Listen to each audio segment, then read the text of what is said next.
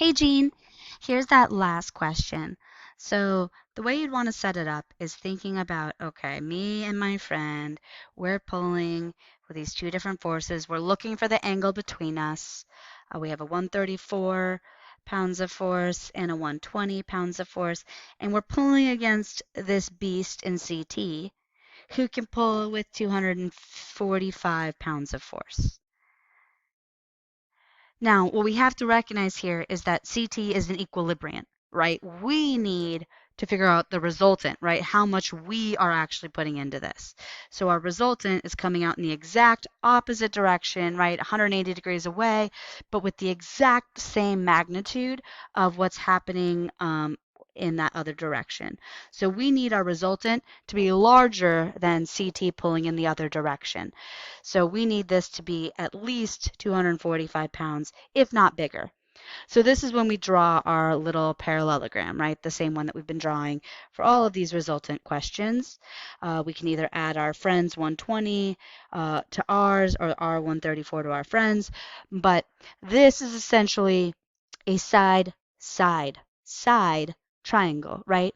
I've got all three sides of this triangle, ignoring the other half of the parallelogram, which means that I can figure out my theta. Now, some students figured it out by figuring out the theta that's here, this little piece between me and the actual resultant, and then my friend and the resultant. But that means I have to do the law of cosines twice, and I'm not into that. So what I would suggest is that we're going to go ahead and figure out this theta just like we typically would in our resultant questions. So I'm going to figure out that theta in my law of cosines.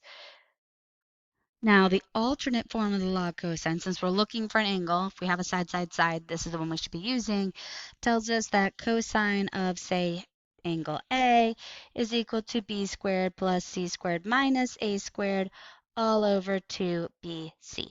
So if we're calling this thing A, in fact, let me go ahead and get rid of that. Oops, not that. Let me get rid of this theta up here, and we'll just call this big fat A.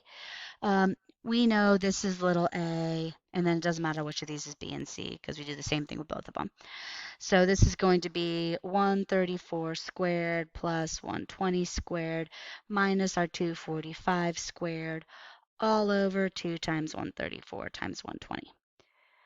And then, of course, I'm going to be doing cosine inverse of all of that. So I know my calculator is going to be weirdly on the screen, but we probably do something like, put my mode back into degrees, cosine inverse of all that stuff on the top, 134 squared plus 120 squared minus the 245 squared, right? If this worked out or is bigger than 1, then we wouldn't even be able to beat CT. And then the bottom 2 times 134 times 120, and parentheses around all that. Looks like my angle A is 149.36. A is equal to 149.36 degrees. And remember with the parallelogram, these two angles are angle here and that angle in the next piece are always going to be supplements because this is also theta and this is also A. And so it all adds up to 360. This has to be a supplement. The angle between my friend and I has got to be 180 minus this, which is equal to, you'd hope I could do that in my head, but I can't, 30.64 degrees. And technically, if we get even closer to each other, we'll have even more force because we will have a bigger multiplier there. So anything 30.6 degrees or less between my friend and I would have us being able to counterbalance and beat CT for this question. So thanks for the question. I hope this answered it for you.